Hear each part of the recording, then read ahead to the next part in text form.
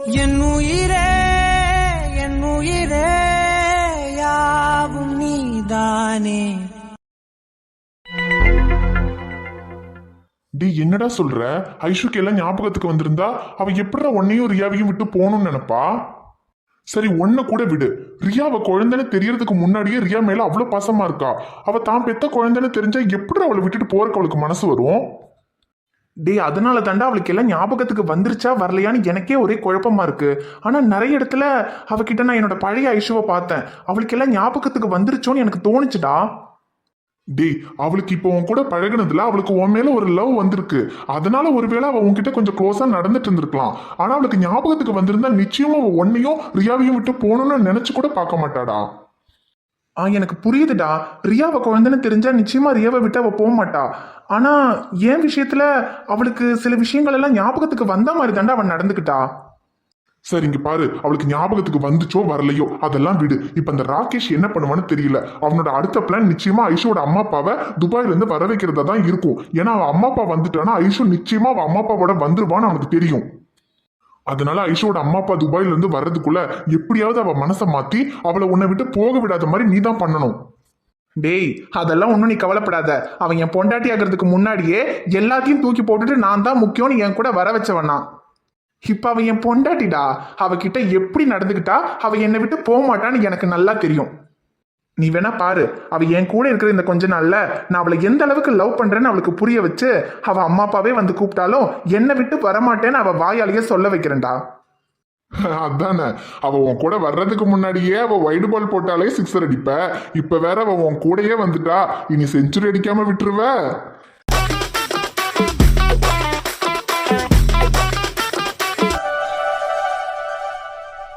Aishu மோளே, dress அளவெல்லாம் சரியா இருக்குல்ல? சரியா இருக்குக்கா. சரி சரி. இது அமுதாவோட ட்ரெஸ்ஸு தான். அவ இந்த நிலாக்கு ஆதிக்கு இந்த ஒன்னாமത്തെ பிறந்தாலும் வந்துச்சுல்ல, அதுக்கு வாங்கினது. அவ இங்கேயே மறந்து வச்சுட்டு போயிட்டா. வச்சுட்டு போனதும் நல்லதா போச்சு. இப்போ உனக்காச்சு இல்லையா? அப்புறம் தான் அந்த சுந்தரி குட்டி போட்டிருக்கில்ல, இது நிலா குட்டியோட ட்ரெஸ்ஸு தான். அவளுக்கு ஒன்னாம் பிறந்தநாளைக்கு வாங்கினது தான். ஆனா என்ன, இது இந்த சுந்தரி குட்டிக்கு கொஞ்சம் இறக்கம் தான் பெருசா இருக்கு. இருந்தாலும் பரவாயில்லை, நல்ல அழகா இருக்கா. அது அந்த ட்ரெஸ்ஸை போட்டு நிக்கிற ஸ்டைலு பாத்தியா? நல்ல பிடிச்சு நிக்கிறதுக்கெல்லாம் ஆயாச்சு. இனி கொஞ்சம் கூட விட்டா இப்படியே இந்த சொமுரெல்லாம் பிடிச்சு நடக்க ஆரம்பிச்சிடுவா. அப்புறம் மோளே, வந்தது ஏதோ பிரச்சனத்துல தான் வந்திருக்குன்னு எனக்கு தெரியும். அமுதாவும் சொன்னா. இருந்தாலும் வரும்போது பிள்ளைக்காவது 2-3 செட்டு துணி மாத்திக்கிறதுக்கு கொண்டு வர வேண்டாமா? இல்லைங்க, ஏன் சொல்றேன்னா இங்கே அமுதாவது நிலாவு குட்டியோட ட்ரெஸ் எல்லாம் இருக்கு. அது 1-2 அங்கிங்கே கிடக்கும். பிள்ளைக்கு வீட்டுக்கு போட்டு விடுற மாதிரியான துணியெல்லாம் இருக்கான்னு எனக்கே தெரியலம்மா. அதான் சொல்றேன். ஏன்னா நமக்கு இல்லாட்டி போட்டோம், பிள்ளைக்கு இது 2-3 செட்டு ட்ரெஸ் வேண்டாமா? ஏன்னா இது அடிக்கடி ஈரம் பண்ணிக்கிட்டு துணியெல்லாம் நினைச்சிட்டு அழுக்கு பண்ணிட்டு கிடக்கும் இல்லையா? அப்போ மாற்றி விடணும் இல்லை? அது அக்கா வரும்போது அதெல்லாம் எடுத்துட்டு வர முடியாம போயிடுச்சு. சரி சரி, ஒன்றும் பிரச்சனை இல்லை. அதான் இங்கே வந்தாச்சு இல்லையா, இனி எல்லாம் வாங்கிக்கலாம். எடி சுந்தரி குட்டி, அம்மா அப்பா எல்லாம் சொல்ல தொடங்கியாச்சா? அது என்னது? சொமர்ல எல்லாம் என்னெல்லாமோ வரைஞ்சிருக்குன்னு பாக்குறியா? இதெல்லாம் உன்னோட அண்ணா ஆதி, உன் அக்கா நிலா, இவங்களோட வேலை தான். இங்க வந்தப்போ இதெல்லாம் வரைஞ்சது அவங்க தான்.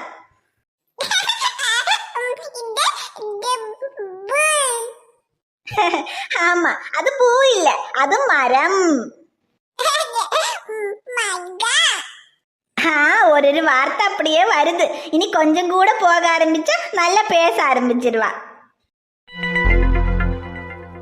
அதான் ஷமீர் கூட்டம் வந்தாச்சு. சரி, அப்ப நீங்க இருங்க, ரெஸ்ட் எடுங்க, நான் அப்புறம் வரேன். ஐயோ அக்கா இருங்க, அதெல்லாம் ஒன்றும் பரவாயில்ல. நீங்க பேசிட்டு இருங்க, நான் சும்மா தான் வந்தேன். ஐயோ இல்லை இல்லை, நீங்கள் பாவம் ரொம்ப தூரம் வண்டியில் வந்தது கொஞ்சம் கலப்பாக இருக்கும். நீங்கள் இருங்க, ரெஸ்ட் எடுங்க. நான் போய் உங்களுக்கு ஏதாவது சாப்பிட்றதுக்கு செஞ்சு கொண்டு வரேன். அப்போ சரி ஐஷு மோளே, நான் கொஞ்சம் நேரம் முடிச்சு வரேன், சரியா? சரிக்கா. இவையன நம்ம வர்றதுக்குள்ள சாரி எல்லாம் மாத்திட்டு செம்மையா இருக்காளே. ஐயோ டேய், மைண்ட் வாய்ஸ் நினைச்சு ஏதாவது எக்கு தப்பா பேசி தொலையாதடா. ஏற்கனவே ஷமீர் நல்ல பையன்னு சொல்லிக்கிட்டு இருந்தவங்க எல்லாம் ஷமீர் நாட்டி பாய்னு சொல்ல ஆரம்பிச்சிட்டாங்க. இதுக்கு மேலேயும் ஓவரா போனோம் அப்புறம் நம்மள கேடு கெட்டவன் கன்ஃபார்மே பண்ணிடுவாங்க. சரி, இவ அழகா இருந்தா நமக்கு என்ன, நம்ம பாட்டுக்கு நம்ம வேலையை பார்த்துட்டு இருப்போம். அட ரியா குட்டி செல்லம், இது என்ன சூப்பரா இருக்கே ட்ரெஸ், யாரு கொடுத்தா? அது பட்டு அக்கா தான் கொடுத்தாங்க. அமுதாக்காவோடதும் நிலாக்குட்டியோடதும் இருக்குன்னு மாத்திக்க கொடுத்தாங்க. ஓ சரி, அவங்க கொடுத்தாங்கன்னா அதுக்குள்ள எதுக்கு மாத்தினேன்? நான் வர வரைக்கும் வெயிட் பண்ணி இருந்துக்கலாம்ல. என்னது? இங்க பாருங்க சார், நீங்க வர வர கொஞ்சம் ஓவரா தான் போய்கிட்டு இருக்கீங்க. ஏய் நான் அப்படி மீன் பண்ணல. உனக்கு புடவை கட்ட தெரியாதுன்னு சொன்னல, அதான் சரி உனக்கு சுடிதார் வாங்கிட்டு வரலாம்னு நினைச்சேன். அது வரைக்கும் கொஞ்சம் வெயிட் பண்ணி இருக்கலாமேன்னு சொன்னேன். ஓ அப்படி சொன்னீங்களா? Sorry sir. நம்மளே அதை நினைக்க கூடாதுன்னு நினைச்சாலும் இவ விட மாட்டேங்கிறாளே. நம்ம பொறுமையை ரொம்ப சோதிக்கிறா. அப்புறம் சார், நான் உங்ககிட்ட கேட்கணும்னு நினைச்சேன். பட்டு அக்கா கிட்ட நீங்களும் நானும் புருஷன் பொண்டாட்டின்னு சொன்னீங்களா? யார்கிட்ட அப்படி சொன்னீங்க? என்கிட்ட கேட்காம நான் உங்க பொண்டாட்டின்னு நீங்க எப்படி சொல்லலாம்? நீ என்ன லூசா? கையில ஒரு குழந்தையோட நம்ம 2 பேரும் வந்திருக்கோம், புருஷன் பொண்டாட்டின்னு சொல்லாம பின்ன நான் என்ன உன்னை தள்ளிட்டு வந்துட்டேன் நான் சொல்ல முடியும்? சார் பின்ன என்ன ஐஷு, உன்னையும் என்னையும் பார்த்தா சின்ன குழந்தை கூட புருஷன் பொண்டாட்டின்னு தான் நினைக்கும். அவங்க கிட்ட என்ன நீ நானும் அண்ணன் தங்கச்சி நான் சொல்ல முடியும்? அது சரி, இப்ப நீ என் பொண்டாட்டின்னு சொன்னா என்ன தப்பு? என் கூட இருக்கிறதுக்காக தானே வந்திருக்க. இந்த பிரச்சனையெல்லாம் கொஞ்சம் சரியாகட்டும், அதுக்கப்புறம் உண்மையாவே உன்னை என் பொண்டாட்டியாக்கி என் வீட்டுக்கு கூட்டிட்டு போகத்தான் போறேன். ஷமீர், இப்படியெல்லாம் நடக்கும்னு ரொம்ப ஆசைப்படாதீங்க ஷமீர். இதெல்லாம் நடக்குமா என்னன்னு தெரியல. அந்த ராகேஷ் எப்போ பிரச்சனை பண்ணுவான்னு தெரியல.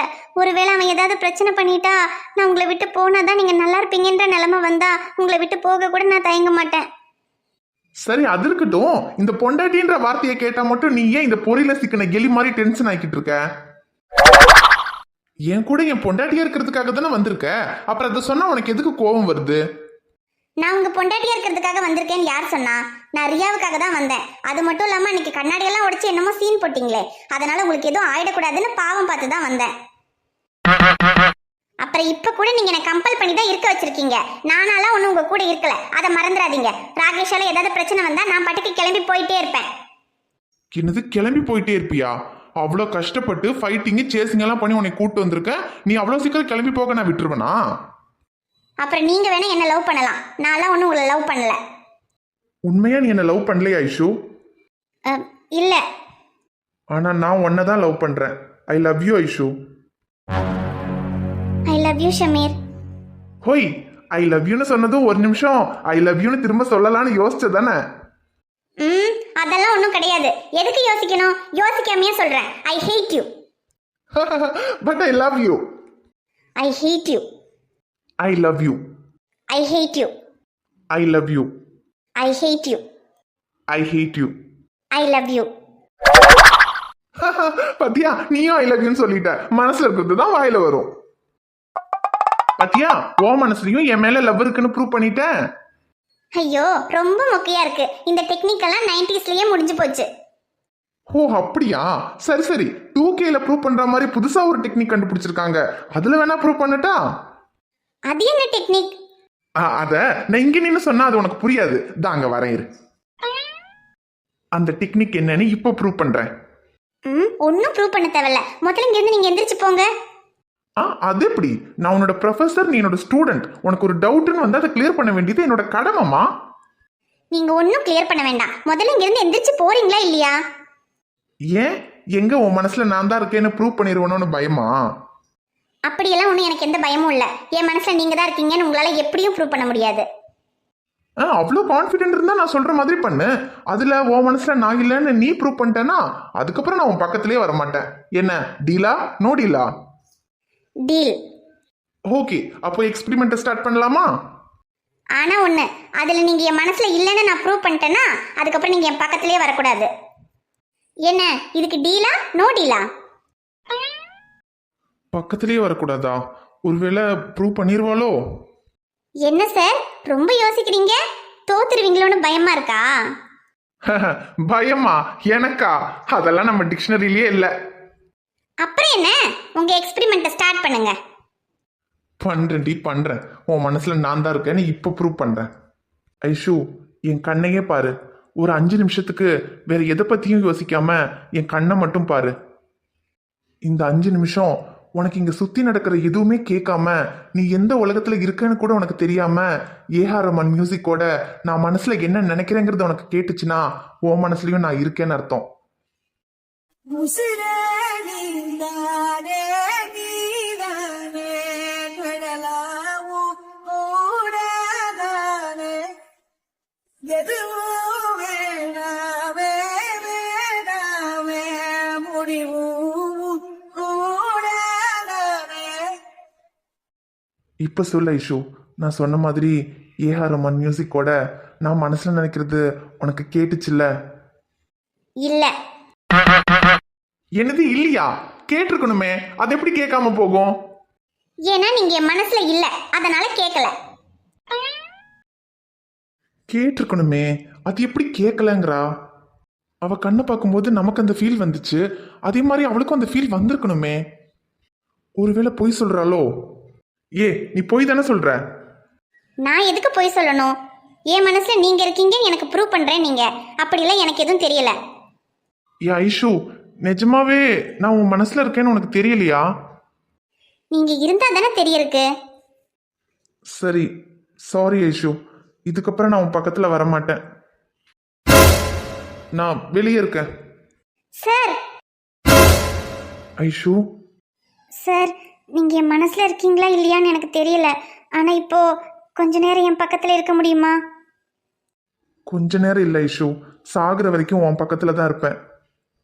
உசிரே நீதானே நீதானே கடலாவும் கூடதானே எதுவும் வேணாமே வேணாமே முடிவும் கூடதானே. டே அரவிந்த். டே ரியாஸ், எப்படி இருக்க? டேய், நான் நல்லா இருக்கேன்டா. அன்னைக்கு உன்னை பார்த்தது, அதுக்கப்புறம் பார்க்கவே முடியல. ஆமா, எங்கடா வீட்டுக்கு கிளம்பிட்டியா? ஆமாண்டா, வேலை முடிஞ்சது வீட்டுக்கு தான் போய்கிட்டு இருக்கேன். ஆமா, ரஃபீக் எங்க? டேய், அவங்க ரூம்ல தான்டா இருக்கா. எங்க ரூம் இங்க பக்கத்துல தான் இருக்கு, வாடா. அது டேய், நான் இன்னொரு நாளைக்கு வரேன்டா.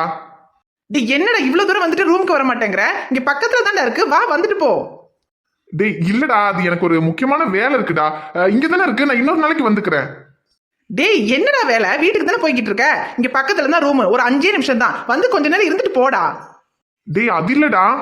டேய், எதுவும் பேசாத. முன்னாடி எல்லாம் நம்ம எவ்வளவு க்ளோஸா இருந்தோம், எப்பவுமே ஒன்னாதான் இருப்போம், எங்க போறதா இருந்தாலும் ஒன்னாதான் போவோம். ஆனா இப்ப வேலை அது இதுன்னு ஒவ்வொரு இடத்துக்கு வந்துட்டதுனால இப்ப சரியா பாத்துக்க கூட நேரம் கிடைக்க மாட்டேங்குது. இப்போ ஒரு 5 நிமிஷம் ரூமுக்கு வாடா, உட்காந்து பேசலாம்னா கூட வர மாட்டேங்கிற. ஐயோ டேய், அது இல்லடா. சரி வரேன்டா.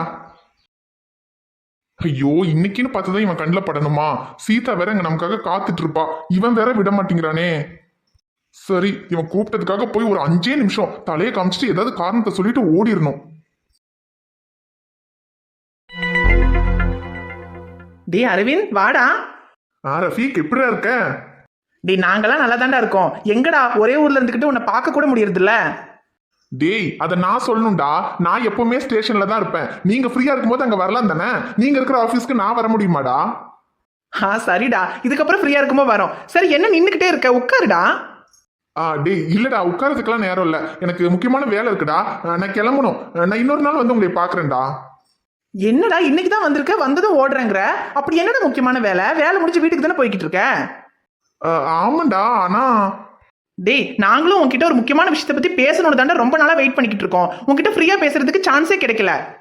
அதானே, இன்னைக்கு நீ ஃப்ரீயா இருந்தா பேசலான்னு பார்த்தா இன்னைக்கு ஓடுறேங்கிற. முக்கியமான விஷயமா? என்னடா, என்னன்னு சொல்லுங்க. ஐயோ ஆமாண்டா, இந்த விஷயத்த உங்ககிட்ட கேட்கணும்னு நாங்க எவ்வளவு நாளா ட்ரை பண்ணிட்டு இருக்கோம் தெரியுமா? இந்த விஷயம் எப்படி நடந்துச்சுன்னு தெரியாம எங்க 2 பேருக்கும் தலையே வெடிச்சிடும் போல இருந்துச்சு. என்னடா சொல்றீங்க? பில்டப் எல்லாம் பலமா இருக்கே, என்ன விஷயம் சொல்லுங்க. டே அரவிந்த், அன்னைக்கு நீ உன்னோட ஒய்ஃப்னு ஒருத்தவங்களை இன்ட்ரடியூஸ் பண்ணி வச்சியே, அவங்களை எப்படி நீ கல்யாணம் பண்ண? சீதாவியா? சீதாவனை கல்யாணம் பண்ணது ஒரு பெரிய கதைடா. அது இருக்கட்டும், அதுல உங்களுக்கு தெரிய வேண்டிய விஷயம் என்னடா இருக்கு? அது இல்லடா அரவிந்த், அந்த பொண்ணை பத்தி உனக்கு ஏதாவது தெரியுமா? தெரியுமானா என்ன கேக்குறீங்க? அது சரி, சீதாவை எப்படி உங்களுக்கு தெரியும்?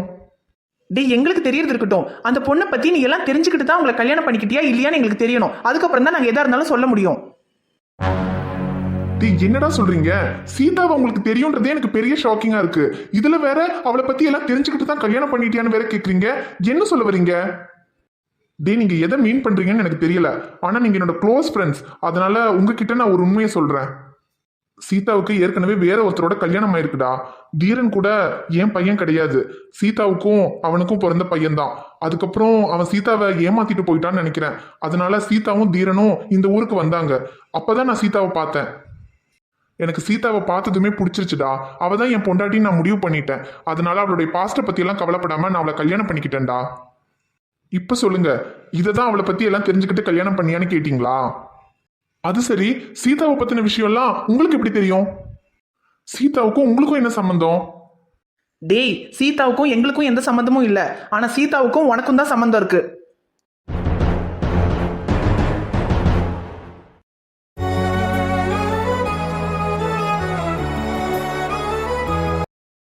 ஹாய் ஃப்ரெண்ட்ஸ், எல்லாரும் எப்படி இருக்கீங்க? நிச்சயமா நலமா இருப்பீங்கன்னு நம்புறோம். இந்த வீடியோ உங்களுக்கு பிடிச்சிருந்தா மறக்காம வீடியோவுக்கு ஒரு லைக் போடுங்க. வீடியோவை பத்தின கருத்தை மறக்காம கமெண்ட்ல சொல்லுங்க. வீடியோவை உங்க ஃப்ரெண்ட்ஸுக்கும் ஃபேமிலிக்கும் ஷேர் பண்ணுங்க. சேனலை இன்னும் நீங்க சப்ஸ்கிரைப் பண்ணாம பார்த்துக்கிட்டு இருந்தீங்கன்னா மறக்காம சப்ஸ்கிரைப் பண்ணிட்டு பாருங்க. நாங்க உங்களை நாளைக்கு பார்க்க வரோம். Bye friends. பை.